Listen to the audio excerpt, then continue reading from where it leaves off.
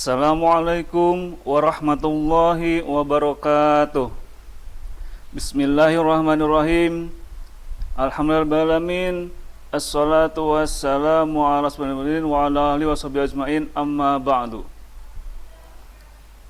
Pertama, marilah kita senantiasa untuk bersyukur kepada Allah Subhanahu wa taala atas segala nikmat dan karunia-Nya, sehingga alhamdulillah kita diberikan kesehatan oleh Allah Subhanahu wa taala. Salawat dan salam tak lupa semoga tercurah limpahkan kepada baginda alam, yakni Nabi besar Muhammad sallallahu alaihi wasallam, kepada para keluarganya, para sahabatnya, para tabi'in, tabi'at, dan kita semua sebagai umatnya yang mudah-mudahan bisa mengikuti ajarannya sampai akhir zaman dan bisa mendapatkan syafaatnya kelak dan yaumil qiyamah. Amin ya rabbal alamin. Apa kabar semuanya, khususnya warga belajar paket C PKBM Nyimas Gandasari, Kecamatan Pekalipan, Kota Cirebon. Semoga semuanya ada dalam kebaikan dan dalam kesehatan setelah menggunakan Allah Subhanahu wa taala. Dalam musim pandemi ini, kita harus tetap menjaga kesehatan kita masing-masing, yaitu dengan cara yang pertama, mencuci tangan dengan sabun atau menggunakan hand sanitizer. Yang kedua, memakai masker ketika kita bepergian keluar. Dan yang ketiga, kita menjaga jarak ketika kita berkumpul atau berkerumun dengan orang banyak. Selanjutnya, sebelum pembelajaran pada kesempatan kali ini, marilah kita berdoa terlebih dahulu dengan mengucapkan doa sebelum belajar. Mari kita bersama-sama membaca doa tersebut. Bismillahirrahmanirrahim. Raditu billahi rabba wa bil islami dina wa bi Muhammadin nabiyya wa rasula.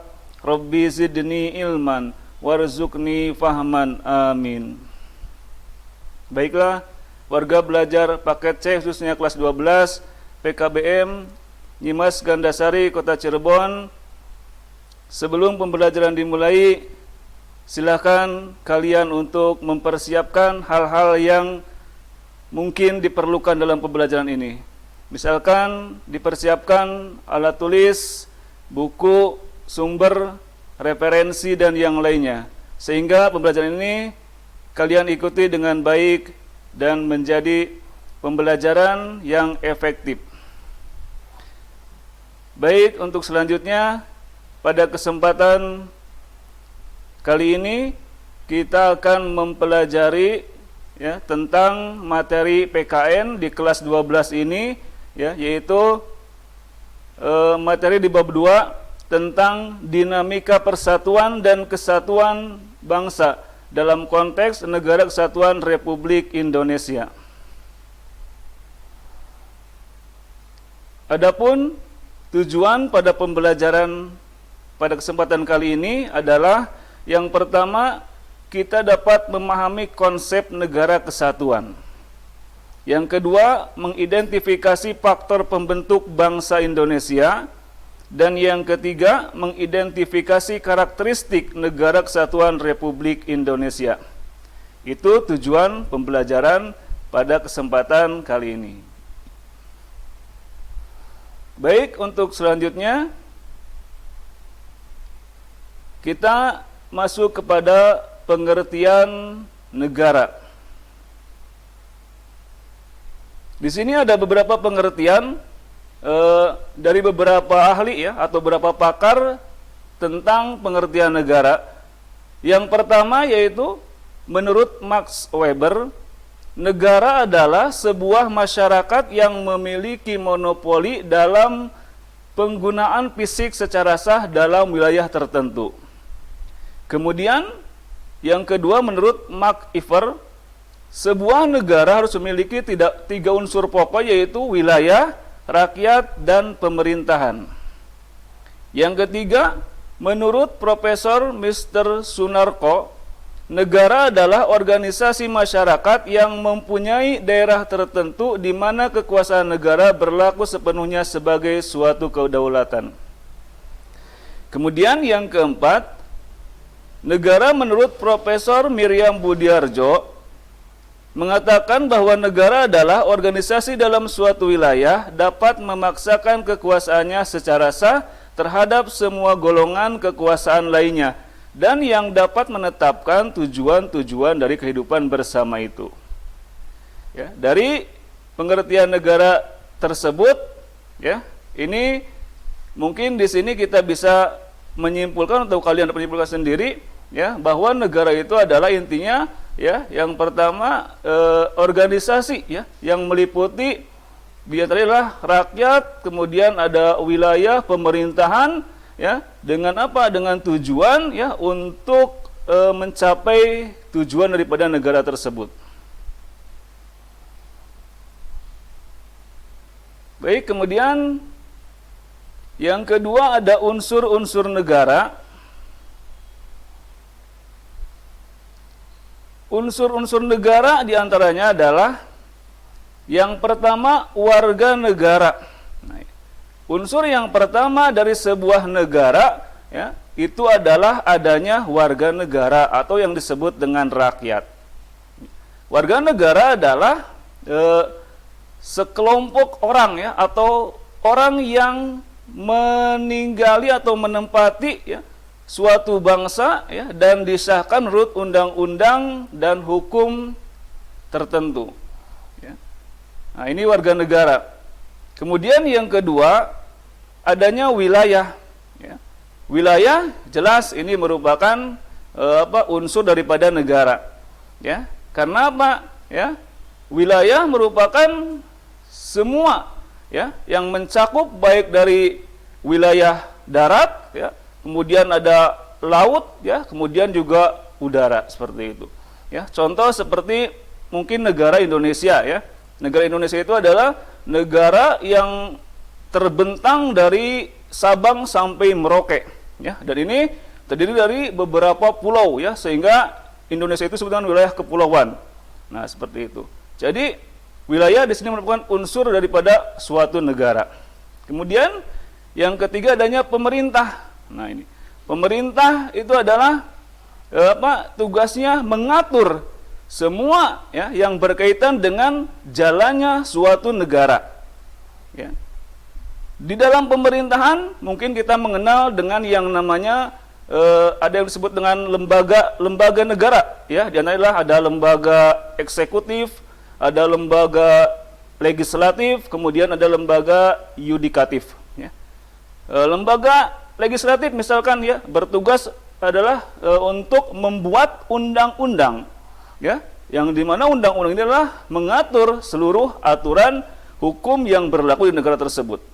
Yang kedua ada yang disebut dengan eksekutif. Nah, ini adalah lembaga yang menjalankan terhadap undang-undang tersebut. Ya, dimana eksekutif adalah mungkin di negara kita disebut dengan presiden dan wakil presiden. Itu yang menjalankan terhadap undang-undang atau aturan negara. Ya. Kemudian yang ketiga ada yang disebut dengan lembaga yudikatif atau lembaga kehakiman. Ya. Nah, ini yang di dalamnya mungkin terdiri dari jaksa, hakim, ya, kemudian aturan-aturan dan undang-undang. Itu diantara unsur-unsur negara, ya. Di antaranya adalah satu warga negara, ya, yang kedua wilayah, dan yang ketiga adalah pemerintah. Kemudian yang selanjutnya adalah fungsi negara. Ya. Fungsi negara di antaranya adalah yang pertama fungsi pertahanan dan keamanan. Yang kedua fungsi keadilan, yang ketiga fungsi pengaturan dan keadilan, dan yang keempat fungsi kesejahteraan dan kemakmuran. Fungsi yang pertama adalah fungsi pertahanan dan keamanan. Di sini negara berfungsi untuk mempertahankan, ya, dan untuk mengamankan terhadap semua, ya, warga negaranya. Ya. Jadi bagaimana, ya, warga negara itu bisa merasa aman, bisa merasa terlindungi, ya, kemudian negara juga bisa dipertahankan ya dari berbagai macam ancaman yang akan datang ataupun yang akan menggerogoti terhadap negara tersebut. Itu fungsinya. Ya, mungkin fungsi di sini ya kita sudah mengetahui ya bahwa fungsi pertahanan dan kemudian adalah mungkin secara kelembagaan ada yang disebut dengan TNI ya, ada juga Polri ya, polisi, kemudian umumnya adalah ya ini tugas kita semua ya sebagai rakyat untuk mempertahankan keamanan seperti itu. Kemudian yang kedua fungsi keadilan. Nah ini fungsi keadilan ini bagaimana ya negara ini bisa memberikan keadilan ya terhadap semua warga negaranya. Ya. Keadilan itu tidak memihak ya, di sini keadilan yang seadil-adilnya. Ya, bahwa semua orang itu sama di depan hukum. Nah, ini fungsi negara. Ya, jadi nanti tidak ada orang yang merasa dia itu tidak mendapatkan keadilan ya atau merasa terdolimi ya, sehingga keadilan itu benar-benar ya dapat diwujudkan dengan seadil-adilnya. Kemudian yang ketiga fungsi pengaturan dan keadilan. Nah, di sini sebagai negara ya, karena tadi ya negara itu sebagai pembuat undang-undang ya, ada yang mengatur, maka tugas negara untuk mengatur ya terhadap segala aspek kehidupan negara itu ya supaya keadilan ini bisa terlaksana dengan baik.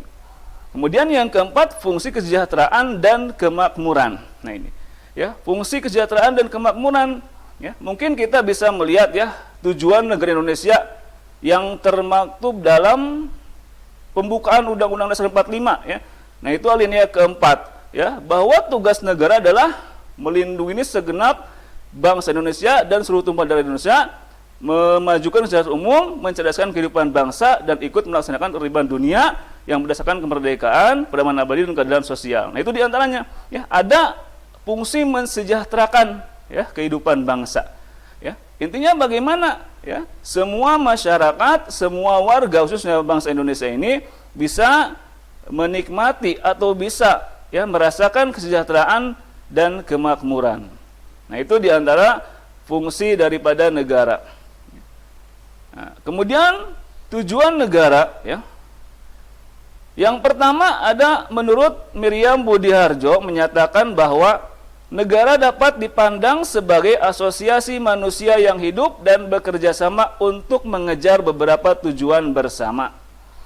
Kemudian yang kedua, tujuan negara Indonesia adalah yang tercantum dalam pembukaan Undang-Undang Dasar 1945 alinea keempat, yaitu melindungi segenap bangsa dan seluruh tumpah darah Indonesia, memajukan kesejahteraan umum, mencerdaskan kehidupan bangsa, dan ikut melaksanakan ketertiban dunia.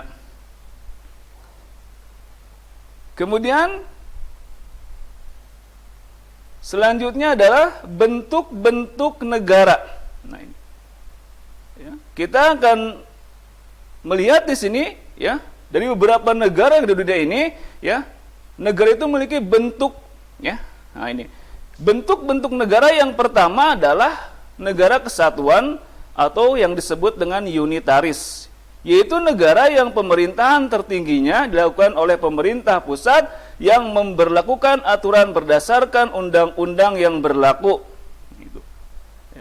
Itu negara kesatuan ya. Sebagai contoh adalah negara kita Indonesia ya, itu adalah negara kesatuan Republik Indonesia. Nah ini ya sebagai negara kesatuan ya tentunya ya kita yang berbagai macam ragam ya, mulai dari bahasa ya, suku, bangsa ya, kemudian ras dan sebagainya, itu bagaimana ya bisa menyatu dalam negara kesatuan.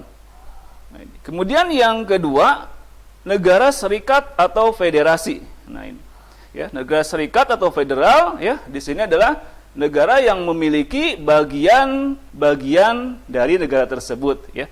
Nah, mungkin contohnya adalah seperti negara Amerika Serikat ya, itu adalah negara federal ya, sehingga negara Amerika ini memiliki negara bagian-bagian yang pusatnya adalah tentu ya Amerika ya, tetapi ya negara-negara itu mereka pun memiliki pemerintahan, tetapi ya untuk keterlangsungannya atau penanggung jawabannya adalah kembali kepada ya negara Amerika tersebut ya, atau negara yang ada di pusat seperti itu. Nah itu ya, jadi negara serikat atau federasi ya disebutnya. Itu bentuk-bentuk negara ya yang ada di dunia.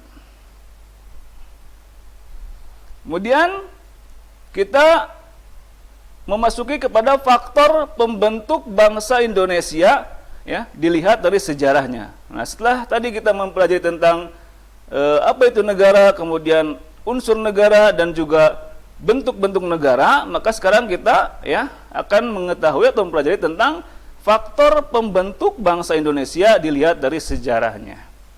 Ya.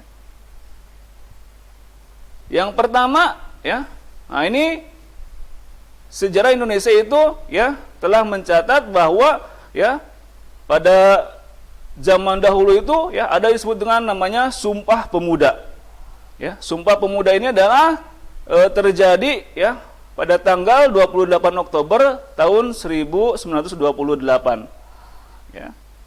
Yang isinya adalah ya di sini yang pertama, kami putra dan putri Indonesia mengaku bertumpah darah yang satu, tanah air Indonesia. Kedua, kami putra dan putri Indonesia mengaku berbangsa yang satu, bangsa Indonesia. Ketiga, kami putra dan putri Indonesia menjunjung bahasa persatuan, bahasa Indonesia.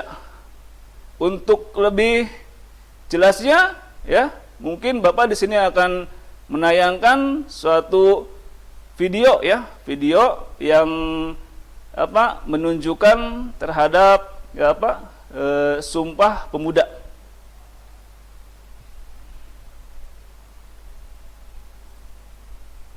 Sumpah Pemuda. Satu, kami putra dan putri Indonesia mengaku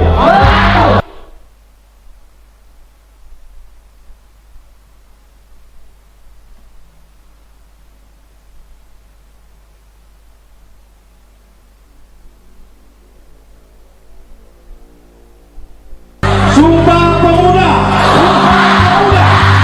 Satu, kami putra dan putri Indonesia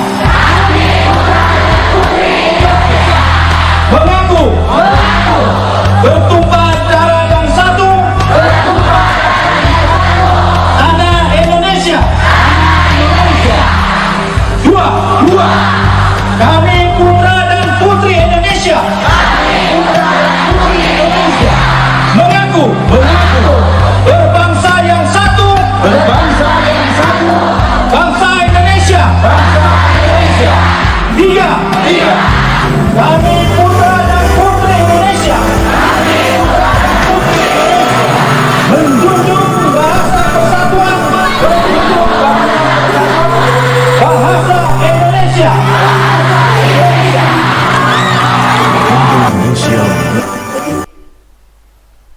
Nah itu ya, jadi tayangan tadi adalah itu tentang ikrar Sumpah Pemuda ya. Bagaimana kita bisa melihat itu ya, bahwa semua pemuda ya yang menjadi unsur daripada negara ini ya menyatakan ya satu kesatuan ya, yaitu bertanah air satu, tanah air Indonesia, kemudian berbangsa satu, bangsa Indonesia, dan berbahasa satu, bahasa Indonesia. Kemudian yang selanjutnya, yang kedua adalah proklamasi kemerdekaan Republik Indonesia pada tanggal 17 Agustus tahun 1945. Ya. Baik, ini ada video ya, video tentang detik-detik proklamasi kemerdekaan Republik Indonesia. Silakan simak ya secara baik-baik. Proklamasi. Kami, bangsa Indonesia, dengan ini menyatakan kemerdekaan Indonesia. Hal-hal yang mengenai pemindahan kekuasaan dan lain-lain diselenggarakan dengan cara saksama dan dalam tempo yang sesingkat-singkatnya. Jakarta, 17 Agustus 1945, atas nama bangsa Indonesia, Soekarno Hatta.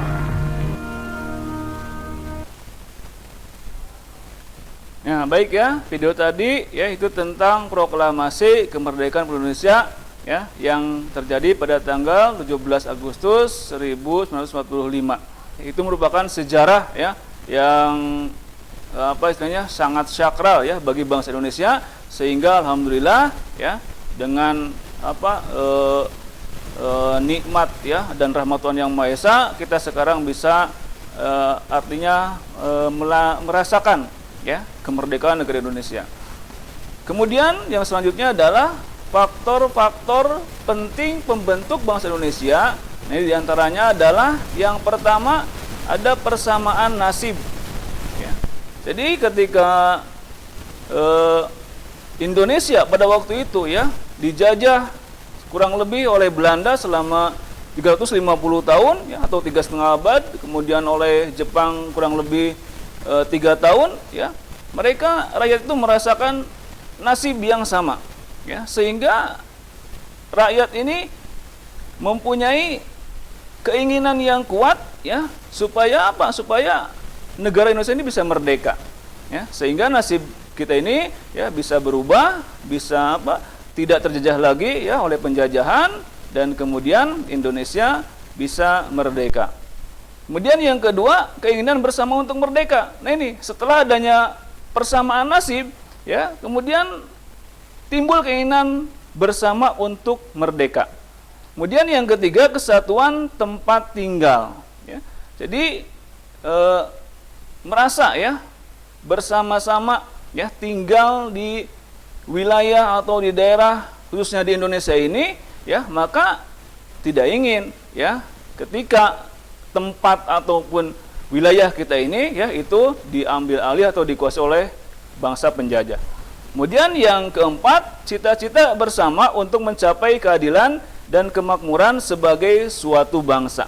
Nah ini, sehingga dengan Indonesia merdeka itu ya, maka keadilan dan kemakmuran ya sebagai suatu bangsa itu dapat dirasakan oleh semua ya, khususnya oleh warga negara Indonesia. Selanjutnya adalah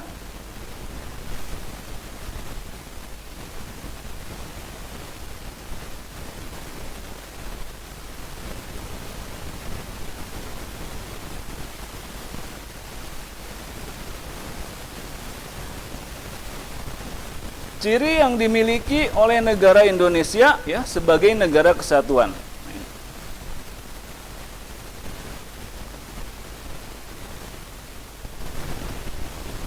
Ciri yang pertama, Indonesia sudah bertekad menjadi negara kesatuan sejak dimulainya zaman kemerdekaan. Ya. Jadi, ya, sebelum kemerdekaan kita dapatkan, ya, dan di situ, ya, Indonesia sudah bertekad untuk menjadi negara kesatuan. Ya. Karena tadi Indonesia, ya, ketika itu, ya, masih terpecah, ya, atau masih bercerai-berai, ya, sehingga banyak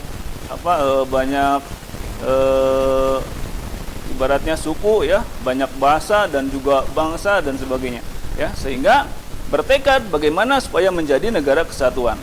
Kemudian yang kedua, pembentukan negara kesatuan sesuai dengan tekad yang tertuang pada alinea kedua pembukaan Undang-Undang Dasar 1945.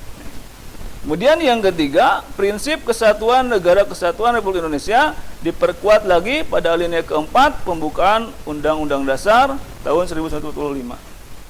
Kemudian yang keempat, pasal 1 ayat 1 Undang-Undang Dasar 1945 menyatakan bahwa negara Indonesia adalah negara kesatuan yang berbentuk republik.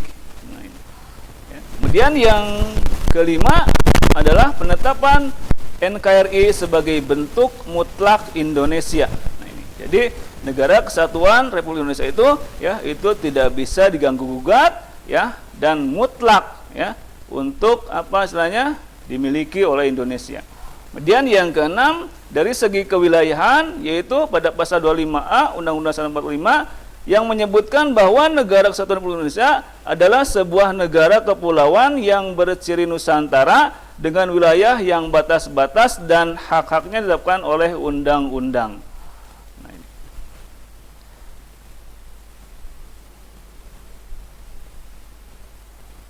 Baik, itulah ya mungkin pemaparan materi tentang dinamika ya persatuan dan kesatuan bangsa ya, khususnya adalah Negara Kesatuan Republik Indonesia. Nah, kemudian selanjutnya ya setelah pemaparan materi tadi, silakan ya di sini ada tugas ya. Tugasnya adalah buatlah contoh untuk mengkampanyekan persatuan dan kesatuan bangsa. Ya, di mana kampanye ini umumnya dilakukan dengan slogan ya, dengan pembicaraan atau media cetak, penyiaran barang rekaman berbentuk gambar atau suara dan simbol-simbol. Ya, jadi silakan kalian pilih salah satu dari jenis kampanye tersebut. Ya, nah, misalkan contohnya adalah ya sekarang ini kan ya ini lagi musim penghujan misalkan. Nah ini ya lagi musim hujan ya. Jadi bagaimana ya supaya kita tidak terkena banjir ya. Misalkan pada musim penghujan ini ya, mari kita sama-sama untuk membuang sampah pada tempatnya ya dan selalu menjaga kebersihan lingkungan sekitar. Nah, seperti itu ya. Nah, jadi silakan ya kalian pilih salah satu ya bagaimana ya contoh untuk mengkampanyekan ya rasa persatuan dan kesatuan bangsa ya. Nah, itulah ya pemaparan materi yang dapat Bapak hadirkan pada kesempatan kali ini ya. Mudah-mudahan ada manfaatnya.